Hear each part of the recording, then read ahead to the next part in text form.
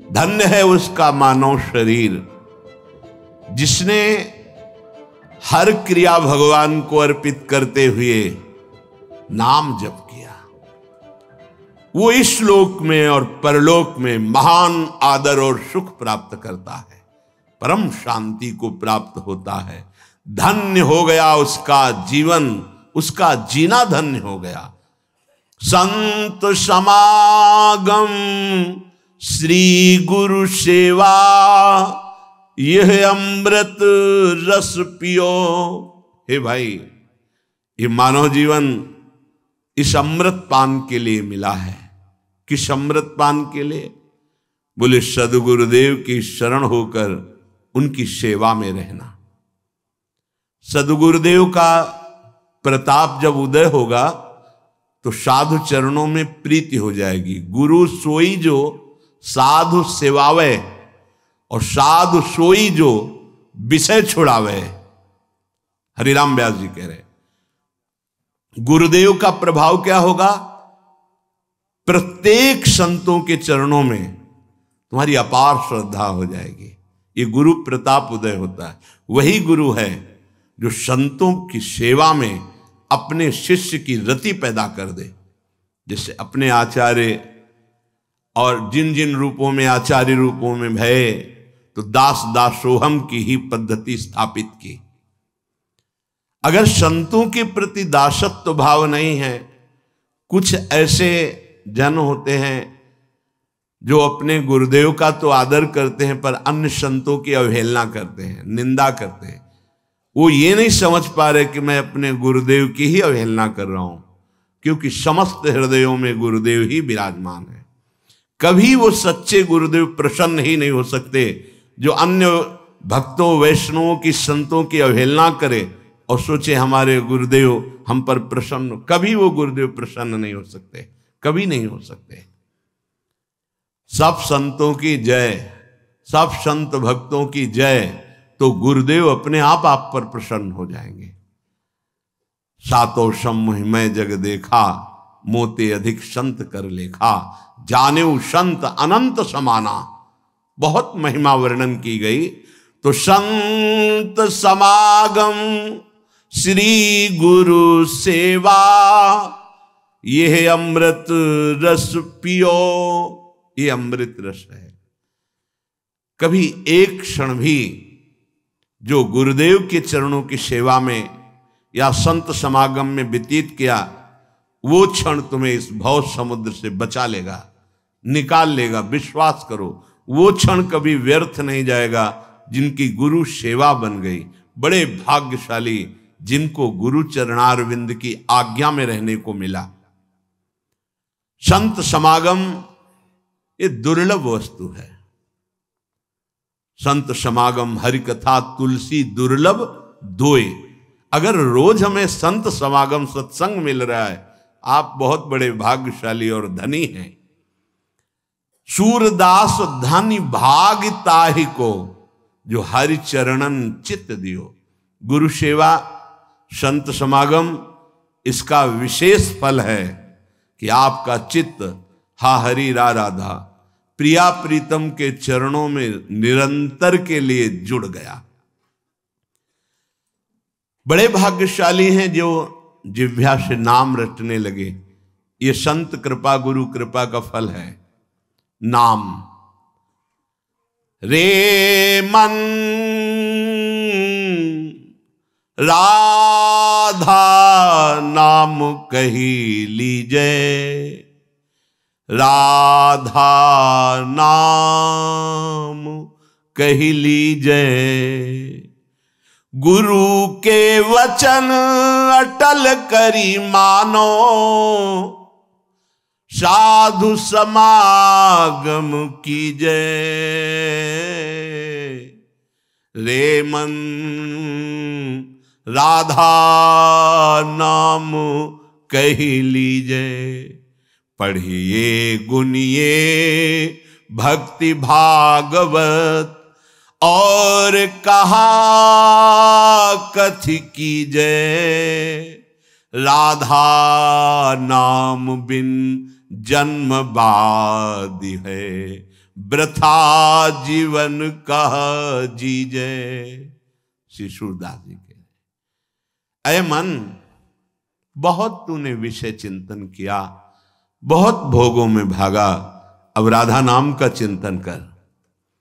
सच्ची कह रहे, हृदय की बात कह रहे, मान लीजिए, मान लीजिए बस।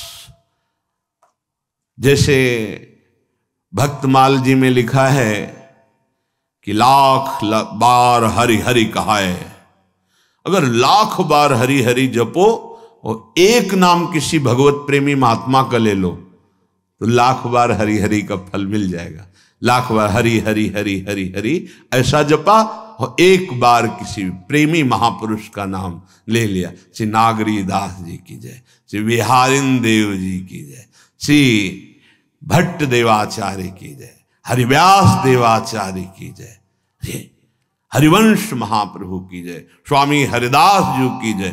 लाख बार हरि हरि कहे, एक बार हरिदास। जो ही भगवान के किसी प्रेमी भक्त का नाम स्मरण किया, लाख बार हरि हरि कहने का फल मिल जाता है। और समस्त प्रेमियों के हृदय में जहां से प्रेम प्रकाशित होता है वो हमारी लाडली जो प्रेम दाता है। प्रेम की ध्वजा उपासना मार्ग में सर्वश्रेष्ठ गोपीजन हुई, और गोपीजनों को प्रेम कहां से प्राप्त हुआ? श्री कृष्णानुराग। बोले यत्पाद पद्म नख चंद्र मणिच्छटाया विस्फूर्जितम किमपि गोप वधू स्वदर्शी पूर्णानुराग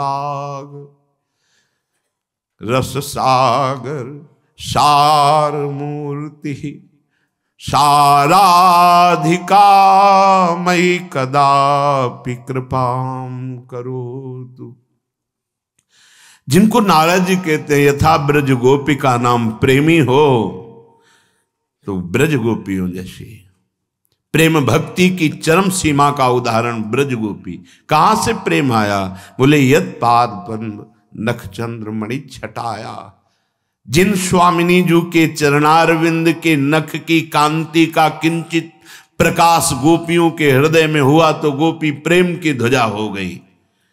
कहीं किसी के भी हृदय में प्रेम प्रकाशित होता है तो अव्यक्त रूप से या व्यक्त रूप से हमारी प्रियाजू की ही कृपा होती, क्योंकि प्रियाजू प्रेम समुद्र का सार प्रेम दाता है।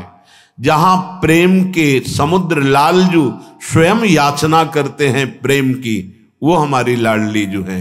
मांगत लाल लाड़िलो नागर प्रगट भई दिन दिन की चोरी दान दैरी नवल किशोरी। प्रेम की पिपासा, प्रेम समुद्र लालजू के हृदय में, प्रेम समुद्र का सार लाडली जू से याचना करते हैं, प्रीति की याचना करते हैं। लाडली जू के सखियों की चरण वंदना करते हैं प्रीति कृपा प्रसाद प्राप्ति के लिए। धन्य है उनका जीवन जिनकी जिह्वा पे राधा नाम रटने का सौभाग्य रुचि भाव बन गया है। ये महासौभाग्य है। रे मन राधा नाम कह लीजिए। ये श्रीधाम वृंदावन की रसिकों की कृपा है जो राधा नाम का परिचय, राधा नाम जपने की प्रेरणा, राधा नाम जपने की इच्छा हमें प्राप्त हुई। गुरु के वचन अटल करी मानहु। मान लो, गुरु के वचनों पर अटल विश्वास कर लो, सब बात बन जाएगी। तर्क वितर्क की जरूरत नहीं है।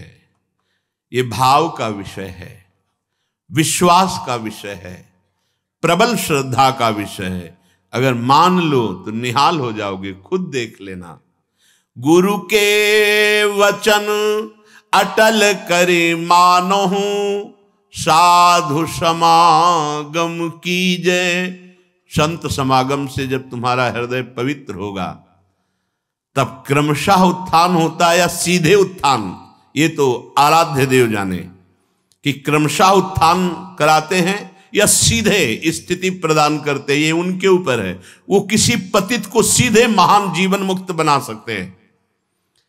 लोगों की धारणाएं होती, जैसे किसी से कोई गलती हो गई तो जीवन भर इस बात को देखते हैं कि ये वही है जिसने वो गलती की थी।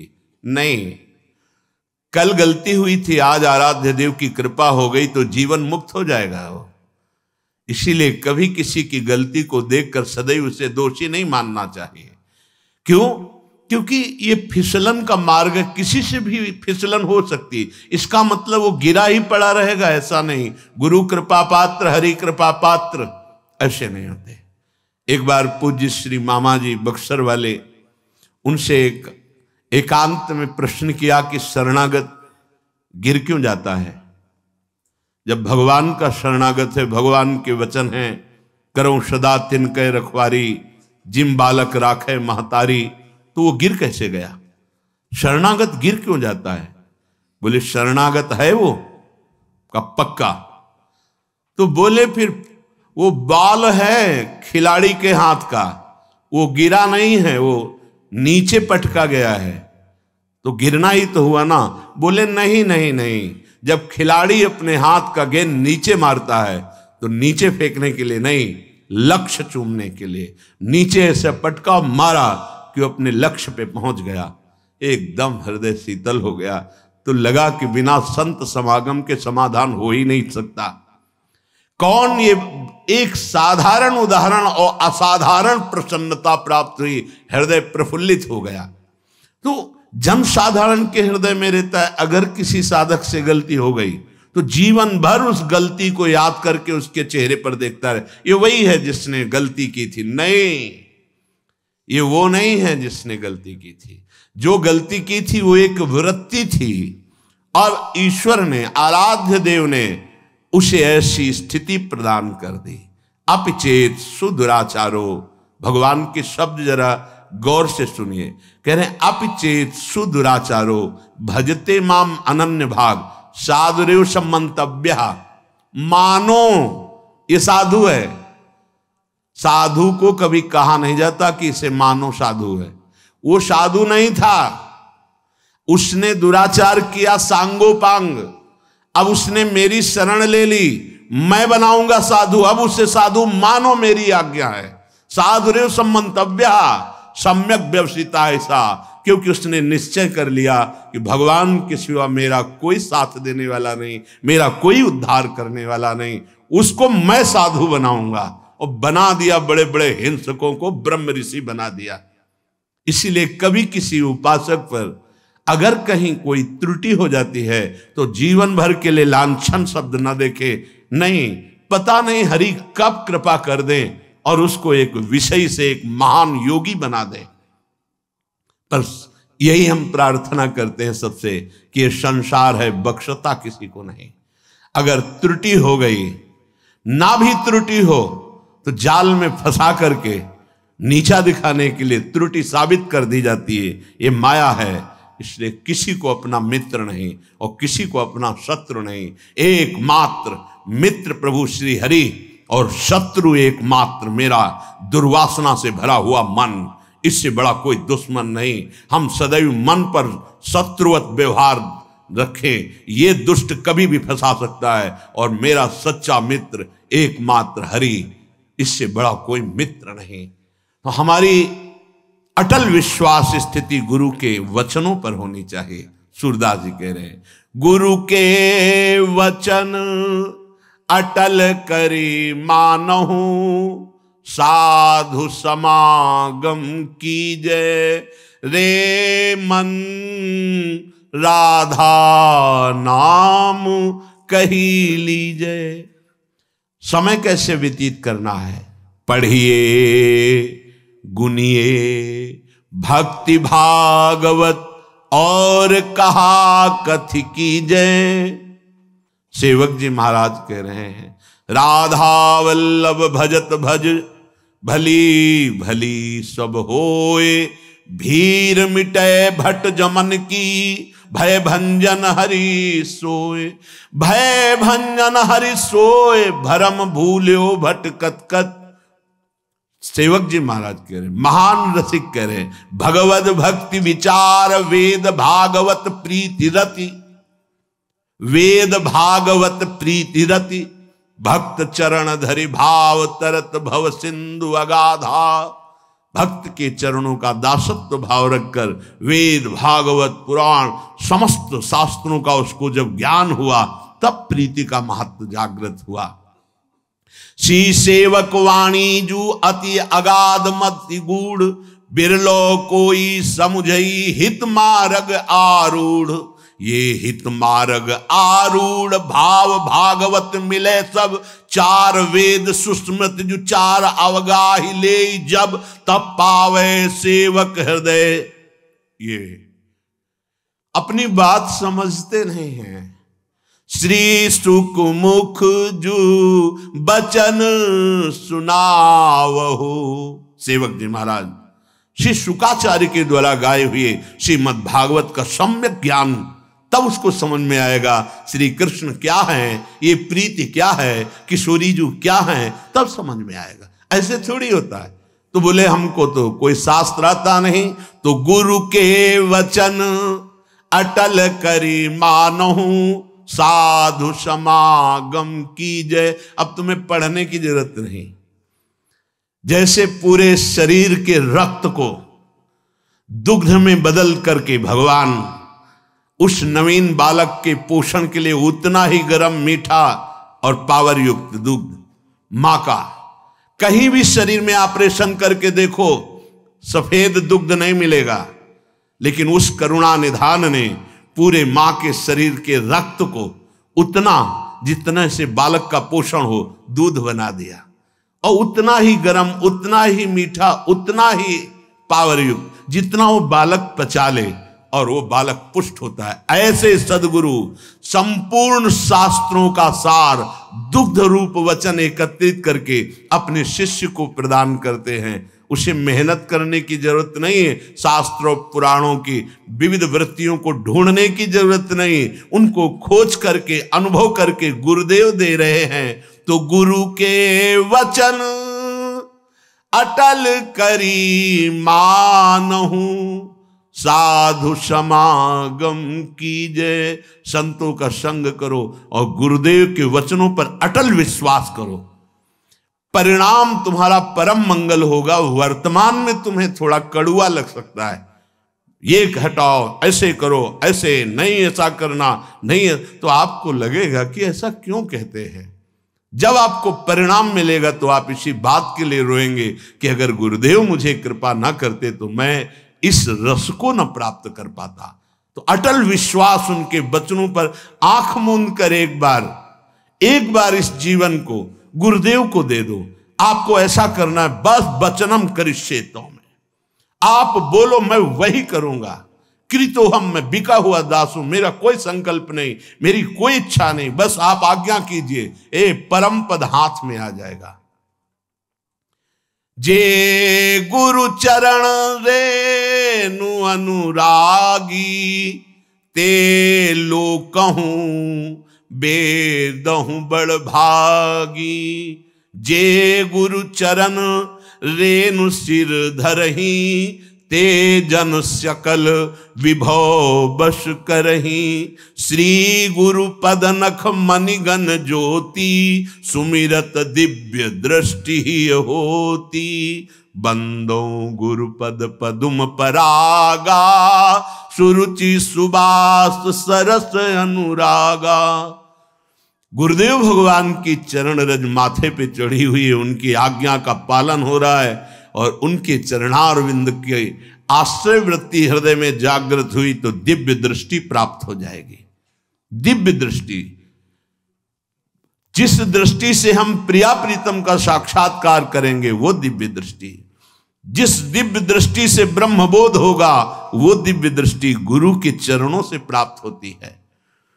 हमारा समय भगवत चिंतन, भगवत चर्चा, भगवत लीला गुण गायन में व्यतीत हो, कर्तव्य कर्म करते हुए राधा नाम बिन जन्म बाधी, वृथा जीवन कह जीजे। यदि नाम नहीं चल रहा राधा राधा राधा जिह्वा में, तो बेकार का जीवन है। चाहे अरबों रुपया जमा कर लो, असंख्यों मरोगे तो एक पाई नहीं यहाँ से ले जाओगे। लेकिन 10 बार भी राधा राधा का है तो तुम्हारा पिंड नहीं छोड़ेगा। लोकांतर में जहां भी जाओगे ये भारी पड़ेगा। 10 बार भी राधा नाम, इसका हिसाब ब्रह्मा भी नहीं दे सकते। राधा नाम में स्वयं ठाकुर जी बिक जाते हैं। और क्या, राधा नाम रस बहो जात है, तृषावंत हुए पीजे। राधा नाम सुधा रसम रसी तुम जिह्वास्तु में विह्वला। अरे रसेंद्री, तूने बहुत रस चखे, अब राधा नाम रस चख के देखिए अमृत है, तू तृप्त हो जाएगी। राधा राधा राधा राधा नाम रस बहो जात है, तृषावंत हुए पीजे। जैसे प्यासे को पानी मिल जाए तो कैसे पीता है, ऐसे तुम जन्म जन्मांतर से आनंद के प्यासे हो, सुख के प्यासे हो, प्रेम के प्यासे हो, तो ये राधा नाम तुम्हारी प्यास बुझाएगा। राधा राधा राधा राधा नाम रस बहो जात है, तृषावंत हुए पीजे। सूरदास हरि शरणता किए, ये जन्म सफल कर लीजे। रे मन राधा नाम कह लीजे।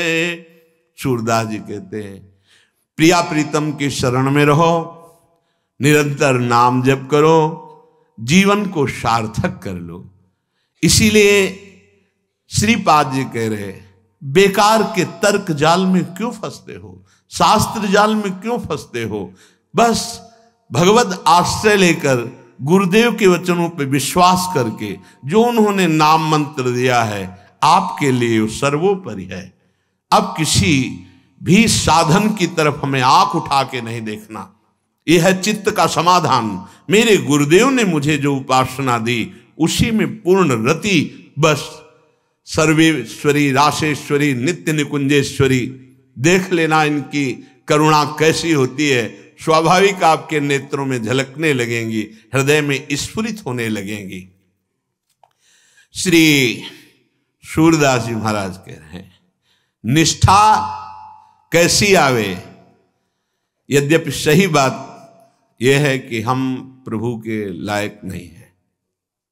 कहाँ सच्चिदानंद में और कहाँ पार्थिव देहाभिमानी मनमानी आचरण करने वाला।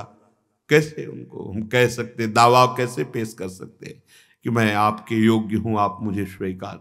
सच्ची बात नहीं। उन्होंने अपनी कृपा से हमें स्वीकार किया है। हमारे अंदर कोई सद्गुण नहीं है, कोई ऐसी वस्तु नहीं है जिससे हम दावा पेश कर सके।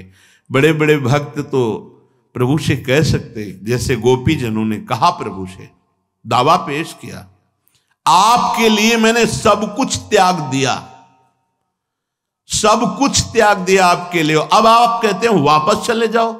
श्रुतियां कहती हैं एक बार जो आपके शरण में आ गया आप उसे छोड़ते नहीं।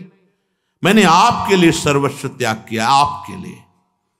अगर आप अब दोबारा बोले कि वापस चली जाओ तो आपके सामने अभी शरीर को भस्म कर दूंगी। ये दावा पेश किया। क्यों? वास्तविक त्याग, वास्तविक त्याग। आई ब्रजनार सुनत बंसीरो, गृहपति बंधु विसारे। दर्शन मदन गोपाल मनोहर मनसी ताप।